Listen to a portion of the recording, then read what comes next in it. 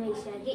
പ്രശസ്ത മലയാള കവിയും സാമൂഹിക പ്രവർത്തകനും ലേഖകനുമായ അക്കിത്തം അച്യുതൻ നമ്പൂതിരി 1926 മാർച്ച് 18 അക്കിത്തം വാസുദേവൻ നമ്പൂതിരിയുടെയും ചേകൂർ പാർവതി അന്തർജനത്തിന്റെയും മകനായി പാലക്കാട് ജില്ലയിലെ കുമരനെല്ലൂരിൽ ജനിച്ചു. ഭാര്യ ശ്രീദേവി അന്തർജനം. അക്കിത്തം എന്ന തൂലിക നാമത്തിൽ പ്രസിദ്ധനായ അദ്ദേഹത്തിന്റെ കൃതികൾ അഗാധമായ സ്നേഹവും അനുകമ്പയും നിറഞ്ഞതായിരുന്നു. 20-ാം നൂറ്റാണ്ടിലെ ഇതിഹാസം, ബലിദർശനം, ഇടിഞ്ഞു പൊളിഞ്ഞ ലോകം, നിമിഷക്ഷേത്രം തുടങ്ങിയവ അദ്ദേഹത്തിന്റെ പ്രധാന കൃതികളാണ്.